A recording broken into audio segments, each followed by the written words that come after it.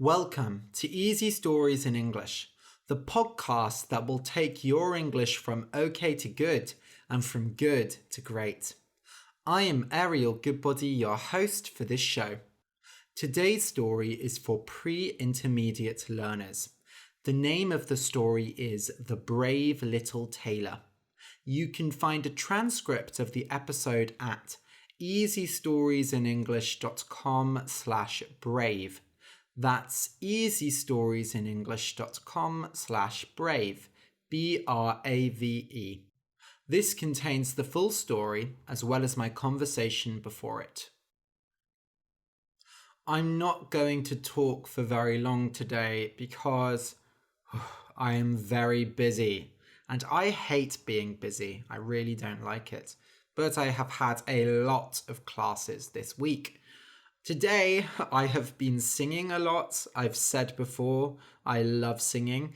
I think I maybe sang a bit too much and I tried to sing some songs that are a bit too difficult for me, so I might have damaged my voice a bit. So if I sound a bit croaky today, that's why. Anyway, some of you might have noticed that I have been uploading videos to YouTube. So my YouTube channel, which you can find if you search Ariel Goodbody on YouTube, has some videos from my classes that I teach here in Bath. So I tell stories to the students, just like on the podcast, and I draw pictures to help explain the stories. Some of the stories are even the same ones from the podcast. So I've recorded some of those stories and put them on my YouTube channel. It's mainly for my students so that they can listen to the stories again and understand them better, but you might like listening to them as well, especially if you are a beginner, they could be very useful. So go to YouTube and search Ariel Goodbody. Okay, I'll just explain some words that are in today's story. A tailor, Tailor, is a person who makes clothes. So now we don't have tailors very often, but in the past, if you had a shirt and your shirt had a hole in it, you would take it to the tailor and they would fix your shirt. So tailors make clothes and repair clothes. They fix clothes. A blow, BLOW. So that was a blow on the table, although usually a blow is when you hit a person. So if you kill 7 people in one blow, you must be very powerful, as you will find out in this story. A giant, GIANT, is a big magical creature. So they are not real, but they exist in stories and legends. Giants are like people, but very, very big, maybe 5 times bigger. In Harry Potter, Hagrid is a giant. Squeeze, SQUEEZE, means to press something between your hands. So you might squeeze a lemon to get the lemon juice out. You might squeeze an orange to make orange juice. You might squeeze someone's hand softly to show that you like them. Roots, ROOTS, are the bottom part of a tree or plant. So the roots go into the ground and the roots drink up all the water in the ground. So the roots are very important. If a tree is very old, it will have nice big roots on the ground. A task, TASK, is a job you have to do. So today I have many tasks to do. As I said, I am very busy. I have lots of tasks. For example, one of the tasks I have to do today is to record and edit this podcast. A servant, SERVANT, is a person who lives in your house and works for you. Servants might do your cooking, they might do your cleaning, they might do your gardening. Nowadays, servants are not very common. The British TV series Downton Abbey is about the lives of servants. A unicorn, unicorn, is another magical creature. A unicorn is a white horse that has a horn on its head. So a horn is a sharp bit on an animal's head that it uses to attack. So deer, male deer specifically, stags, have big complicated horns that they use to fight other stags. Horses don't have horns, but a unicorn is like a horse with a horn on its head. And in the old days, in Viking cultures, they used to drink alcohol out of horns. Nowadays, rhino horns are very precious. A lot of people hunt rhinos for their horns, even though this is illegal. A piece of cake is a phrase we say when something is really easy, like, oh, that's a piece of cake. Recording an episode of Easy Stories in English, that's a piece of cake. It's really easy. No problem. That won't be hard at all. Finally, a wild boar, and boar is spelt B-O-A-R, is a type of pig. So they have brown fur and they are bigger than normal pigs, and they have big horns coming out of their mouths, which are called tusks. So wild boars are not common nowadays in the UK, and if you see one, you should probably run because they are quite dangerous. They like to attack humans. I have heard that wild boar tastes quite nice though, if you eat it. If you enjoy the podcast and want more, you can support us on Patreon. For just $2 a month, you can get exercises with each episode, and for $5, you get an extra story every month. You can support us at patreon.com/easystoriesinenglish. That's patreon.com/easystoriesinenglish.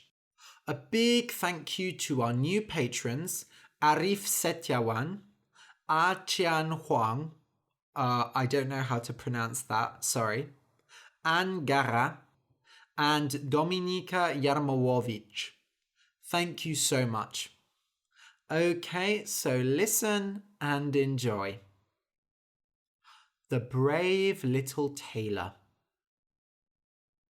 Once there was a tailor who was very brave but quite stupid. He lived alone in a small town and made and sold clothes all by himself. His business never did quite well, but he was happy, although sometimes he thought about leaving the town. After all, there are so few people here. There are more people in the big cities, so I would make more money there. One day, he was sitting by his window and making a pair of trousers. An old lady walked past, crying, "Jam! Fresh jam for sale! Come and get it! Delicious fresh jam!" The tailor, who had forgotten to eat that morning, suddenly felt hungry. "And what would be nicer," he said, "than a lovely piece of bread with jam on it?" So he went out to speak to the old lady. She had lots of kinds of jam: strawberry, raspberry, plum, pear, even tomato. The tailor asked to try each and every one and thought long and hard before saying, "I'll have half a jar of strawberry jam." "Half a jar?" said the old woman, suddenly looking unhappy. "You can't buy half a jar. They come in these jars, full up. That's it." "Oh no, I don't need a whole jar. I'm only going to have one slice of bread after all." The old woman complained, but did what he wanted, putting half a jar of jam into a jar for him. "Here you go. Don't eat it all in one go." "Thank you, kind lady." The tailor ran home at once, pulled a loaf of bread out of his cupboard and put some jam on it. "Ah, how beautiful," he said. "In fact, this bread and jam is so beautiful that I can't eat it right away. And anyway, didn't Mother always say that food tastes better after hard work?" So he put the bread on a plate on the table and went back to the window to work. Every few minutes he looked at the bread and felt hungrier and was looking forward to eating it very much. But then suddenly some flies came in through the window, and the jam smelled so lovely and sweet that they went straight to the bread. "No, no," cried the man, "that's my bread." He took a towel and waved it in the air, and the flies went away. When he put the towel down, he saw that he had hit and killed 7 flies. 7! They're fast little things, so killing even 1 fly is hard, and I killed 7 in 1 blow. I have to tell the world about this. And as he was a tailor, he knew the best way to do it. He took a belt and sewed on the words, "7 in 1 blow." There, now I shall go out and show the world what I have done. He looked around the house for anything useful. All he found was an old cheese, so he put that in his pocket. As he left, he saw a bird caught in a bush in his garden, so he put that in his pocket as well. The brave little tailor walked out of town and up a hill and came across a horrible, mean-looking giant. The tailor waved and said, "Good day. I'm going on a journey to show the world what I've done." "I don't care what sad little humans do with their lives," said the giant. "Are you sure?" said the tailor. "Look." And he showed him his belt with the words, "7 in 1 blow." The giant gasped. 7 in 1 blow? That is a lot. I have only killed 3 in 1 blow myself. All right then, let's see how strong you are. The giant picked up a stone and squeezed it in his hands until water came out. Your turn. The tailor laughed. "Ha ha ha, that's easy." He pulled the cheese out of his pocket and squeezed it so hard that some liquid came out. "What's next?" Said the giant. "Try this." He picked up a rock and threw it far away. Good throw, but look, it landed on the ground. I can do better. I'll throw a stone so hard that it never touches the ground again. The tailor reached into his pocket, took out the bird and threw it into the air. The bird, who was of course happy to be free, flew far away. The giant was going red now and said angrily, "Fine, you can throw, but let's see how well you can carry." He went over to a huge tree which had fallen down. "If you are so strong, help me carry this tree into the woods." "Of course," said the tailor. "You take the end with the roots. I will take all the branches and leaves, as that part is much bigger and so is much heavier." But really, the tailor just sat on a branch, so that the giant carried all of the weight, and he got a nice easy ride. As they went, the tailor sang songs and made jokes, and finally the weight of the tree was too much for the giant, and he stopped and fell to the ground. "I give up," he said. The tailor jumped out of the tree and laughed. "Ha ha ha! I still have lots of energy." "You are such a brave little man," the giant said. "So why don't you come stay the night in our cave? We giants would love to have someone so strong stay with us." The tailor said yes, and when they arrived at the cave, they found several giants sitting around the fire, eating whole sheep. The giant showed him a huge stone bed that was far too big for him, and not at all comfortable. So when the giant had left, he got off the bed and went and found a corner to sleep in. As soon as midnight struck, the giant got up, took a great iron stick and hit the bed, breaking it in two. "That's the end of that annoying little man," he muttered, and went back to sleep. Early in the morning, the giants all went hunting and forgot about the tailor. The tailor woke up, found he was alone, and went back into the woods. On the way, he saw the giants coming back from the hunt, and when they saw him, alive and smiling, they all thought he was coming to kill them, and ran away shouting. "Hey, where are you going, friends?" cried the tailor. Oh well, they weren't much fun anyway. The little tailor walked all day and finally came to a great city and a castle. He walked right into the castle, but feeling very tired, he lay down in the garden and fell asleep. While he slept, various people came and saw him and read his belt. 7 in 1 blow.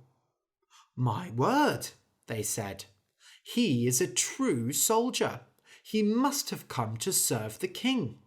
So they went and told the king about him. When the tailor woke up, he found a man standing right next to him. "The king asks you to join his army," he said, "since you are such a strong soldier." "Well, why not?" said the tailor. "That sounds like a wonderful idea." It was certainly a better job than being a tailor. So the tailor joined the army, but all the other soldiers were afraid of him. "What shall we do?"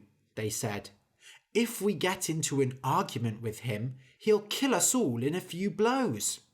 And one by one the soldiers quit their job until the tailor was the only soldier left. And as you might expect, he was not a particularly good one either. "I must get rid of this darn soldier," the king said. "But carefully. He could kill all of my men if he wanted."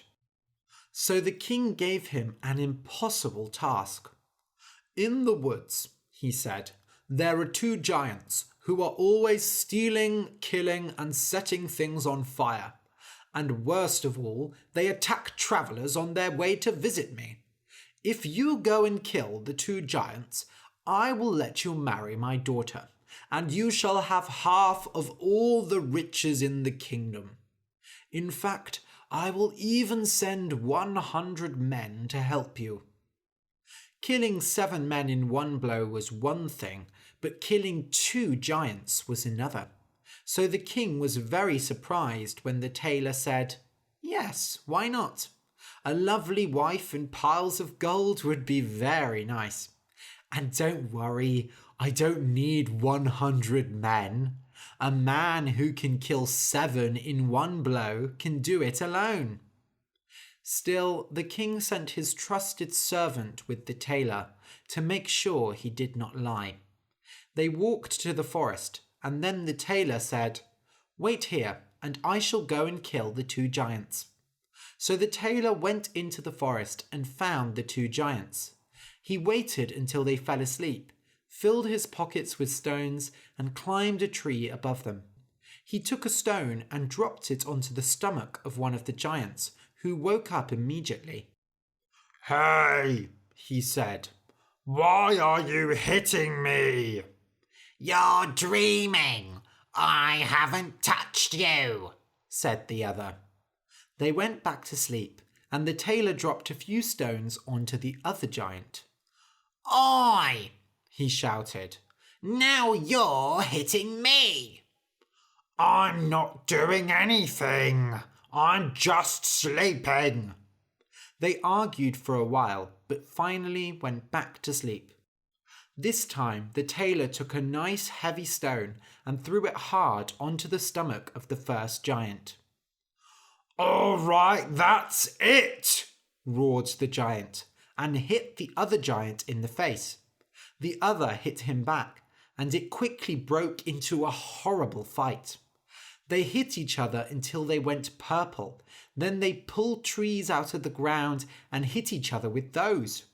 Eventually, the giants hit each other so hard that they got tired and fell to the ground. The tailor climbed down and finished them off. He went and found the servant and told him he was finished.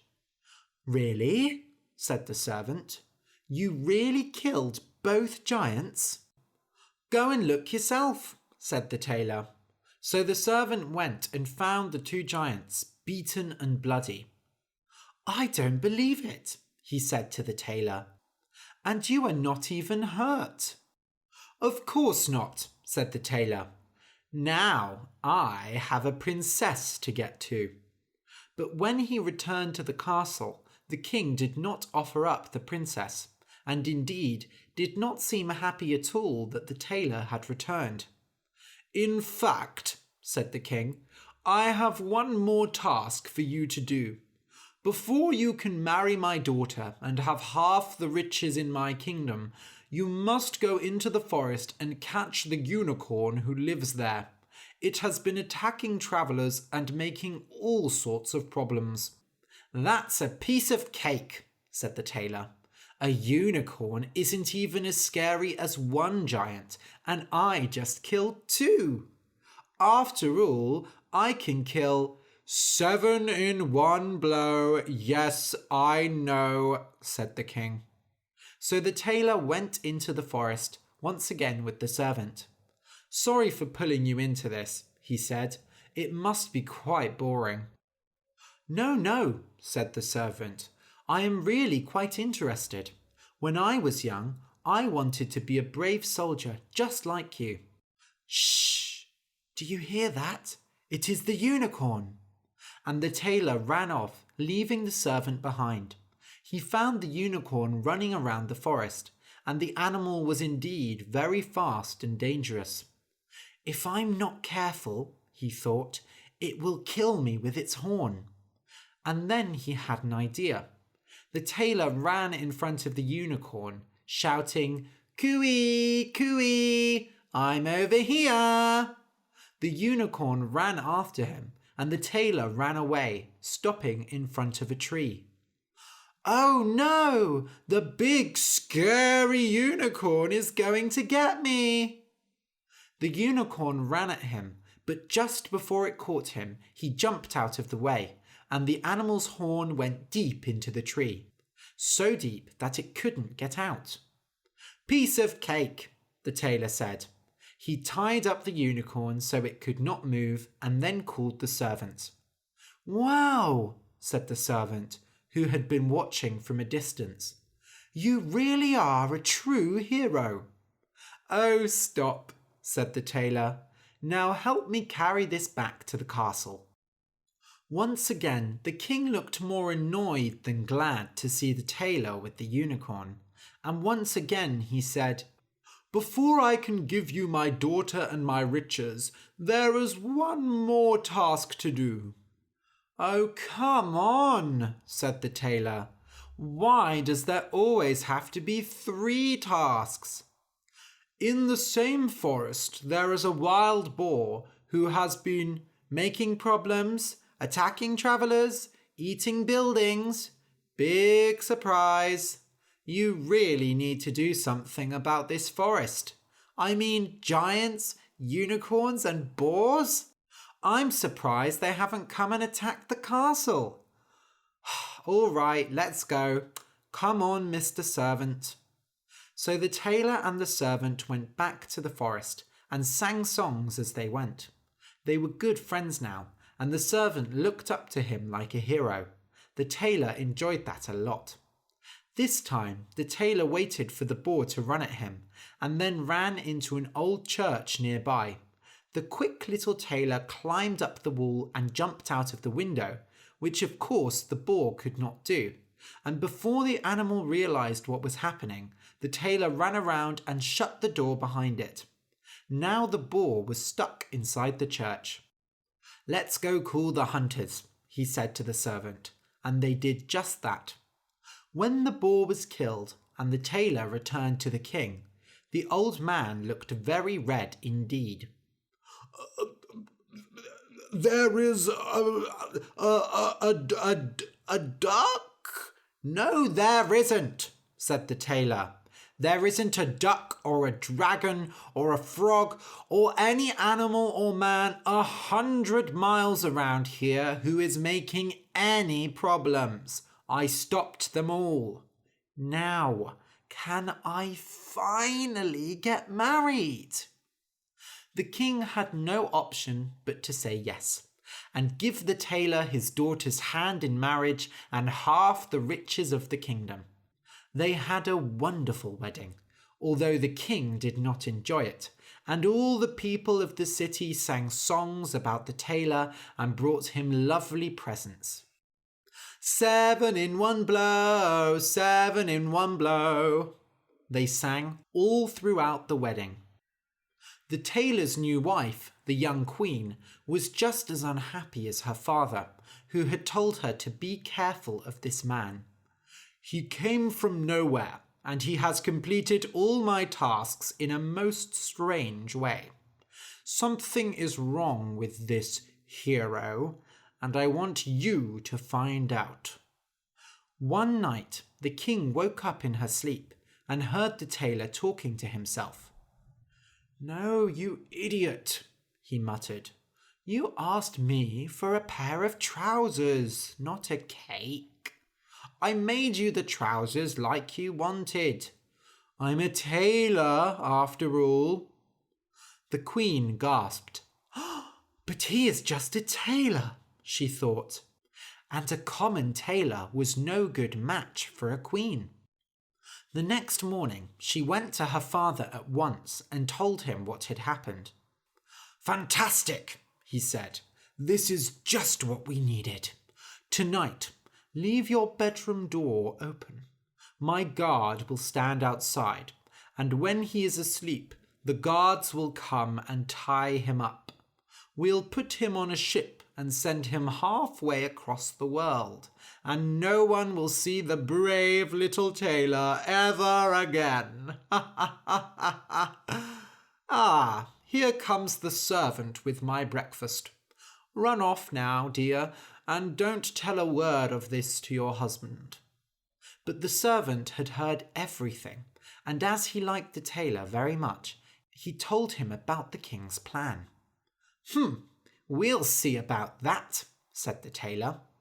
That night, the tailor went to bed as usual, and when his wife thought he was asleep, she went and opened the door and then went back to bed. The little tailor, who was not at all asleep, said, You asked me for a pair of trousers, not a cake. I made you the trousers like you wanted. I'm a tailor after all.